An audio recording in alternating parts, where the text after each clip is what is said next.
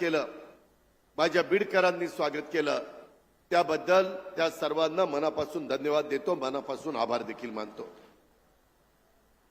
जनसन्मान यात्रेच्या निमित्तानं महाराष्ट्रामध्ये फार मोठा प्रतिसाद आम्हाला मिळतोय। सगळेजण आमचे विचार ऐकायला देखील येत आहेत। काही वेगवेगळ्या घटना राज्यामध्ये घडतायत। माझ्या भाषणामध्ये मी त्याचा उल्लेख करीनच, पण मी ज्यावेळेस अर्थसंकल्प सादर करायला गेलो, माझा यावेळेस राज्याचा 10वा अर्थसंकल्प होता।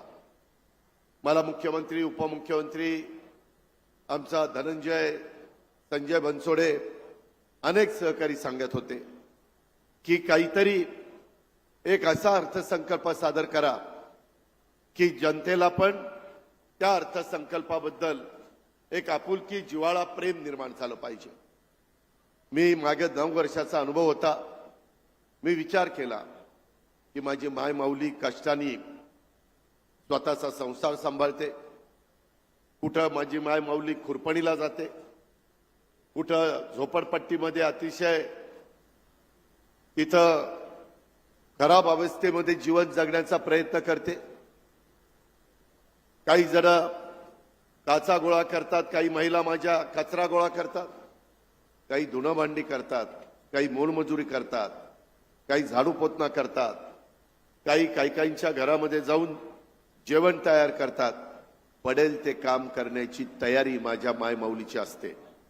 परंतु त्या मायमाऊलीचा विचार आम्ही त्यांना मान दिला, सन्मान दिला, प्रतिष्ठा दिली, सत्तेमध्ये सहभागी करून घेतलं।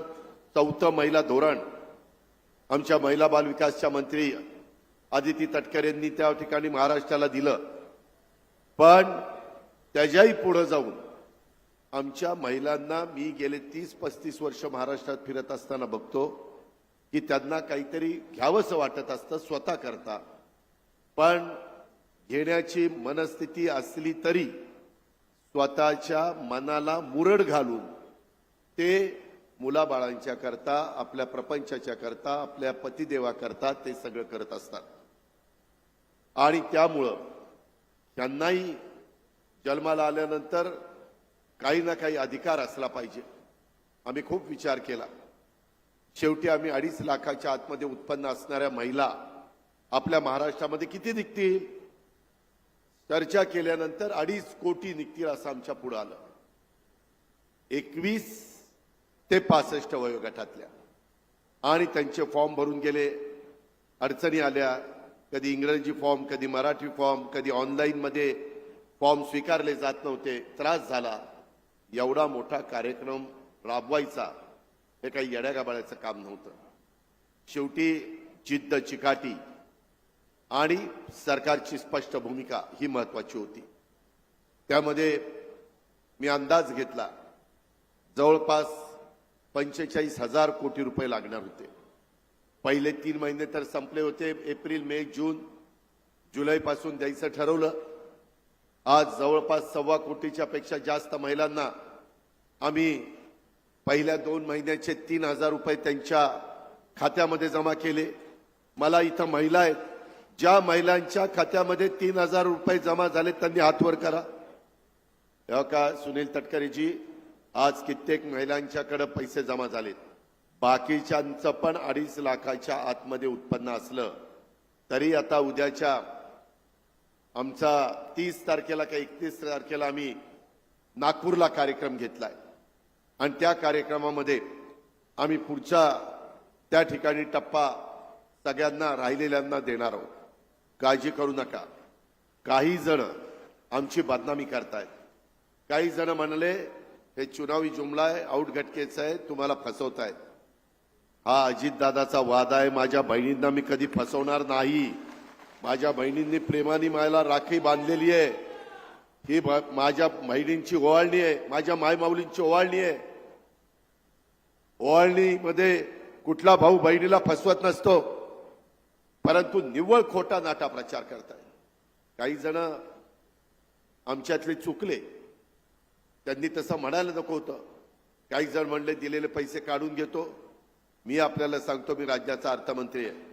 मायमाऊलींनो, महाराष्ट्रामध्ये ज्यांना ज्यांना पैसे मिळाले त्याचा एकाचा देखील 1 रुपया हा देखील कधी काढून घेतला जाणार नाही, हा माझा तुम्हाला शब्द आहे. हे काही चुकीचं बोलतायत त्यांच्याकडे लक्ष देऊ नका. काही जणांना हे कुठेतरी आडकाठी निर्माण करायची आहे, चांगल्या योजनेचा बोजवारा करायचा आहे, पण आम्ही होऊन देणार नाही. आम्ही फार विचारांती हा निर्णय घेतलाय. एवढ्यावर थांबलो नाही. आता तुम्ही त्या पैशाचं तुम्हाला जे पाहिजे ते तुम्ही घ्या, तो तुमचा अधिकार आहे. उद्याच्याला नवऱ्याने सांगितलं हे ते 1,500 रुपये बघू, त्याला म्हणायचं नाही, माझ्या भावानी दिलेली ही ओवाळणी आहे, तुझा ह्याच्यामध्ये अधिकार नाही, हे माझ्या करता आहे, मी खर्च करणार, मला जिथं वाटेल तिथं करणार. कारण मला माहिती आहे महिला इथं तिथं वायफळ खर्च करत नाही. म्हणूनच आज राज्याचा कारभार आणि अनेकांचे संसार सुखाने चाललेले आहेत. त्याला एकमेव कारण माझी माय माऊलीन माझी बहीण आहे, हे देखील आपण सगळ्यांनी लक्षामध्ये घेतलं पाहिजे. एवढ्यावर नाही, आता आम्ही तुम्हाला 52 लाख कुटुंबांना 3 गॅस सिलेंडर वर्षाला मोफत देणार आहे. 52 लाख कुटुंब राज्यातली, त्यांना 3 गॅस सिलेंडर, त्याचे पैसे तुमच्या अकाउंटला. यावेळेस माय माऊलींनो बांधवांनो एक गोष्ट केली, कुणाच्या हातात पैसा नाही, डायरेक्ट अकाउंटला, मध्यस्थी नाही, दलाली नाही, कुणी नाही. तुमच्या अकाउंटला पैसे, त्याच्यामध्ये तुमचे 52 लाख माझ्या महिलांचे अकाउंट नंबर आमच्याकडे आहेत, त्यांच्या खात्यामध्ये 3 गॅस सिलेंडरचे पैसे वर्षाला, त्याच्यामध्ये बाकीचे गॅस सिलेंडर तुमचे तुम्ही घ्यायचे. काही ना काही आधार देण्याचं काम आम्ही करतोय. शेवटी हे राज्य सर्वसामान्यांचं आहे, गरिबांचं राज्य आहे. गरिबांना बाहेर काढण्याच्या करता ही योजना आहे. एवढ्यावर नाही थांबलो. माझ्या मुली, गरिबांच्या घरामध्ये जन्माला आलेल्या मुलींना कॉलेजचं शिक्षण घेण्याकरता त्यांच्या आई वडिलांची ऐपत नसती. मग काय करायचं? आम्ही 50% रक्कम देत होतो. म्हणलं 50% नाही, आता 100% देऊन काय होईल? कारण 50% देऊन देखील आई वडील म्हणायचे, अरे राहिलेले पण 50% भरायची आमची ऐपत नाहीये, आम्ही कुठनं आणायचे पोरी करता, काय करायचं? आणि त्याच्यातनं काही एका दुसरी घटना, त्या मुलीने आत्महत्या केली की मला पुढचं शिक्षण घ्यायचंय, मला डॉक्टर व्हायचंय, मला इंजिनियर व्हायचंय, मला वकील व्हायचंय, मला त्या ठिकाणी पायलट व्हायचंय, मला त्या ठिकाणी सीए व्हायचंय, IAS व्हायचंय, IPS व्हायचंय, UPSC करायचंय, MPSC करायचंय.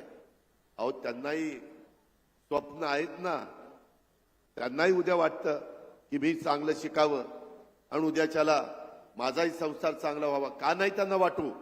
तो त्यांचा अधिकार नाहीये? आहे. आणि म्हणून आम्ही आता गोरगरिबांच्या मुलींचं शिक्षण, कॉलेजचं, तिला ज्या साईडला पाहिजे तिथं जा, तुझे 100% फी राज्य सरकार भरणार आहे. शिक, काय शिकायचं ते शिक. मला माहिती आहे एका घरातली एक मुलगी शिकली तर अख्खं घर पुढे जातं. ती घराची लक्ष्मी असते आणि त्या लक्ष्मीला आपल्याला पुढे न्यायचं आहे. ही आमची भूमिका आहे. काय चुकलं याच्यात? विरोधक टीका करतात, विरोधक कोर्टामध्ये जातात, योजना कशा बंद होतील ते बघतात, पहिल्यांदा टिंगलटवाळी करतात, काय देऊन दिलं म्हणतात. अरे तुम्ही सोन्याचा चमचा घेऊन आलेली श्रीमंताची मुली, तुम्हाला काय करायचं कळणारे गोरगरिबांचं जीवन कसं असतं ते तुम्हाला नाही कळणार. ते गरिबालाच कळेल, ज्याचे दिवसभर काम केल्याशिवाय संध्याकाळी चूल पेटत नाही, त्याला कळेल. ही गोष्ट लक्षात घ्या. आणि या योजना आपल्याला पुढे चालू ठेवायच्या. बांधवांनो, आम्ही ज्यावेळेस माझ्या माय माऊलींच्या करता या योजना आणल्या, मी 3 योजना तुम्हाला सांगितल्या, त्याच्यातनं काय झालं? विरोधक म्हणले बघा या अजित पवारला, ह्या सरकारला, एकनाथरावला, देवेंद्रजींना दुसरं कुणी दिसत नाही, महिला दिसतायत, पुरुषांचं काहीच नाही. लाडकी बहीण, दोडका भाऊ, भाऊ दोडका नाही, भाऊ पण लाडका. आणि भावाला मगाशी धनंजयनी सांगितलं तसं 3 हॉर्सपॉवर, 5 हॉर्सपॉवर, 7.5 हॉर्सपॉवरच्या मोटारीला लाईट बिल भरता भरता काय शेतकऱ्याची अवस्था होती. माझा बळीराजा कसा त्या ठिकाणी अडचणीत येतो हे आम्हाला माहिती ना. आमच्या पण 3च्या, 5च्या, 7.5च्या मोटारी आमच्याही बांधकरूंच्या आहे, आम्हालाही माहिती आहे.